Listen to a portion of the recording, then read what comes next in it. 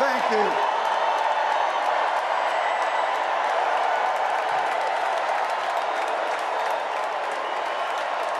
Thank you.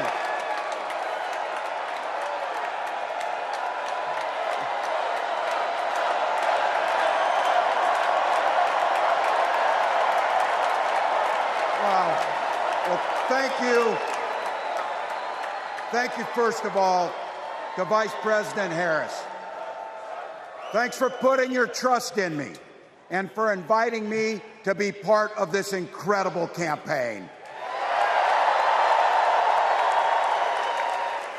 And a thank you to President Joe Biden for 4 years of strong, historic leadership.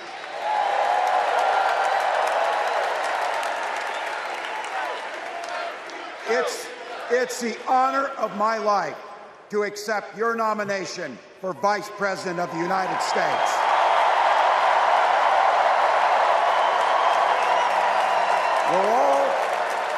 We're all here tonight for one beautiful, simple reason. We love this country. So thank you to all of you here in Chicago and all of you watching at home tonight. Thank you for your passion. Thank you for your determination. And most of all, thank you for bringing the joy to this fight.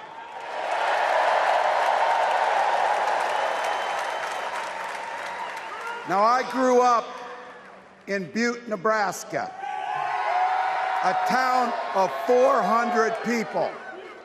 I had 24 kids in my high school class, and none of them went to Yale.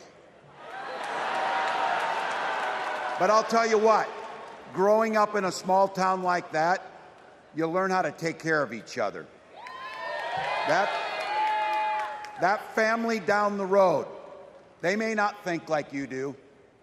They may not pray like you do. They may not love like you do, but they're your neighbors. And you look out for them, and they look out for you. Everybody belongs, and everybody has a responsibility to contribute. For me, it was serving in the Army National Guard. I joined up 2 days after my 17th birthday, and I proudly wore our nation's uniform for 24 years.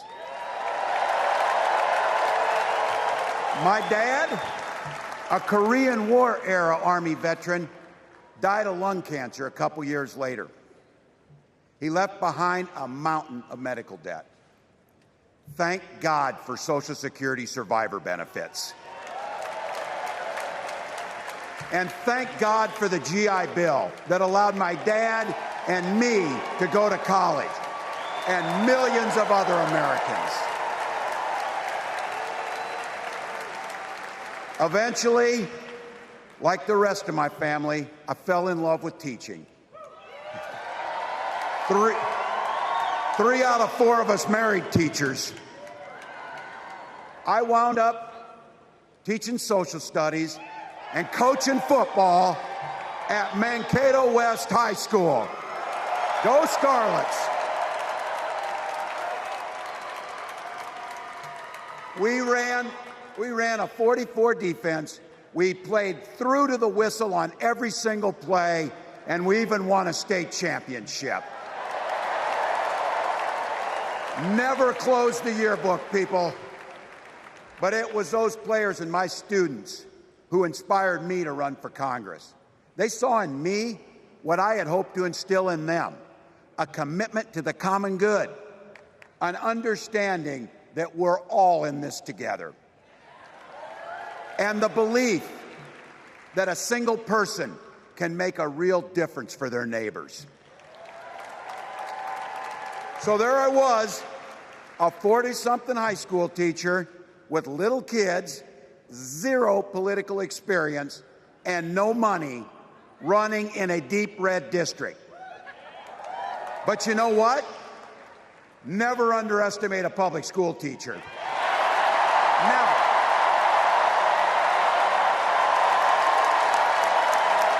I represented my neighbors in Congress for 12 years, and I learned an awful lot. I learned how to work across the aisle on issues like growing the rural economies and taking care of veterans. And I learned how to compromise without compromising my values. Then I came back to serve as governor, and we got right to work, making a difference in our neighbors' lives. We cut taxes for the middle class. We passed paid family and medical leave. We invested in fighting crime and affordable housing. We cut the cost of prescription drugs and helped people escape the kind of medical debt that nearly sank my family. And we made sure that every kid in our state gets breakfast and lunch every day. So while other states were banning books from their schools, we were banishing hunger from ours.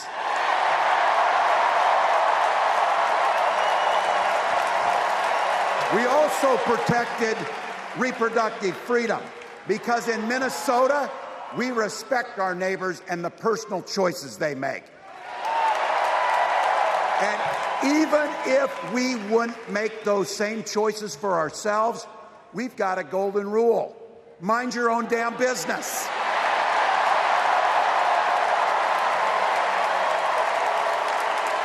And that includes IVF and fertility treatments. And this is personal for Gwen and I. If you've never experienced the hell that is infertility, I guarantee you, you know somebody who has. And I can remember praying each night for a phone call. The pit in your stomach when the phone would ring, and the absolute agony when we heard the treatments hadn't worked. It took Gwen and I years, but we had access to fertility treatments. And when our daughter was born, we named her Hope. Hope, Gus, and Gwen, you are my entire world, and I love you.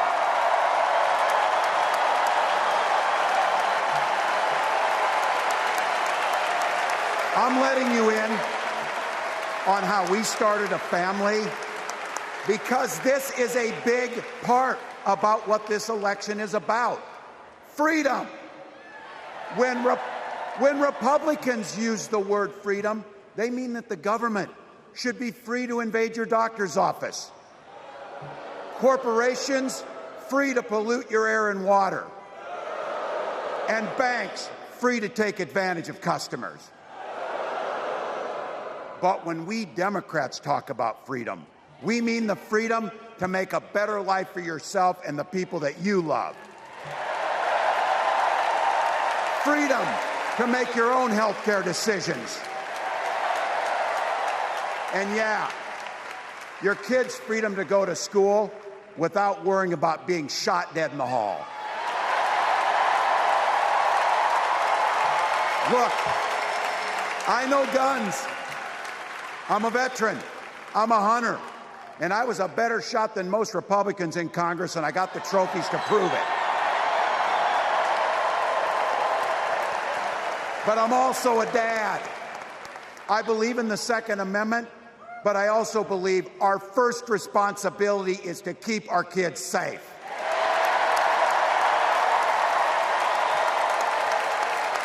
That's what this is all about. The responsibility we have to our kids, to each other, and to the future that we're building together, in which everyone is free to build the kind of life they want. But not everyone has that same sense of responsibility. Some folks just don't understand what it takes to be a good neighbor. Take Donald Trump and J.D. Vance. Their Project 2025 will make things much, much harder for people who are just trying to live their lives. They spent a lot of time pretending they know nothing about this. But look, I coached high school football long enough to know, and trust me on this, when somebody takes the time to draw up a playbook, they're going to use it.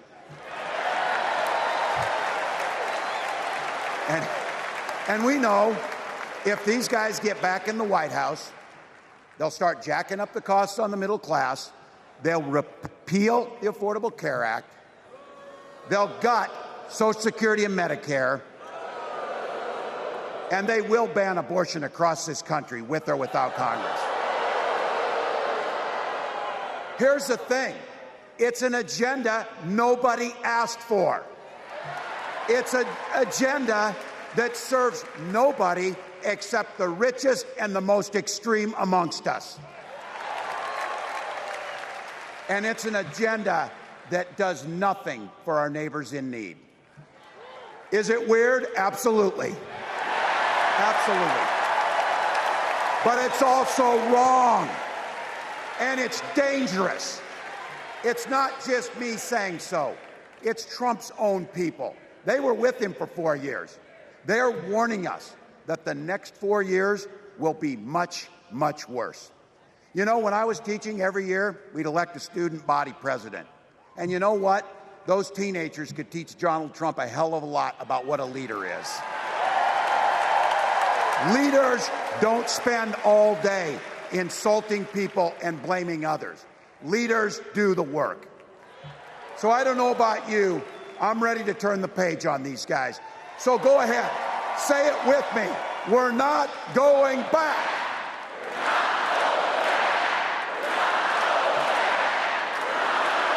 We've got something better to offer the American people. It starts with our candidate, Kamala Harris. From her first day as a prosecutor, as a district attorney, as an attorney general, as a United States senator, and then our vice president, she's fought on the side of the American people.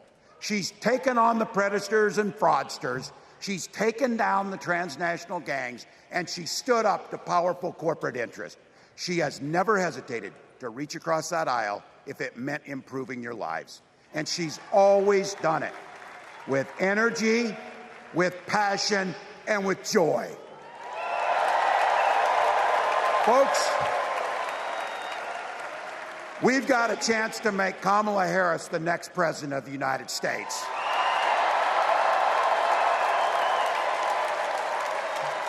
But I think we owe it to the American people to tell them exactly what she'd do as president before we ask them for their votes. So here, this is the part, clip and save it and send it to your undecided relatives so they know. If you're a middle-class family or a family trying to get into the middle class, Kamala Harris is going to cut your taxes. If you're getting squeezed by prescription drug prices, Kamala Harris is going to take on Big Pharma.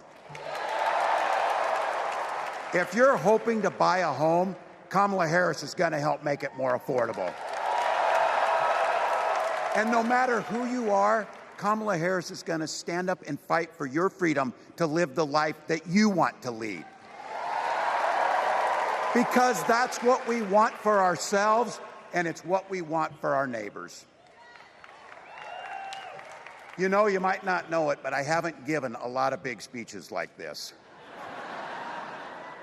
But I have given a lot of pep talks. So let me finish with this, team. It's the fourth quarter. We're down a field goal, but we're on offense and we've got the ball. We're driving down the field.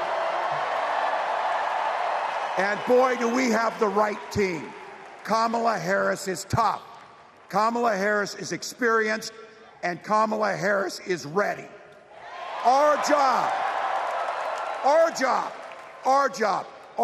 for everyone watching is to get in the trenches and do the blocking and tackling. 1 inch at a time, 1 yard at a time, 1 phone call at a time, 1 door knock at a time, 1 $5 donation at a time. Look, we got 76 days. That's nothing. There'll be time to sleep when you're dead. We're going to leave it on the field. That's how we'll keep moving forward. That's how we'll turn the page on Donald Trump. That's how we'll build a country where workers come first. Health care and housing are human rights. And the government stays the hell out of your bedroom.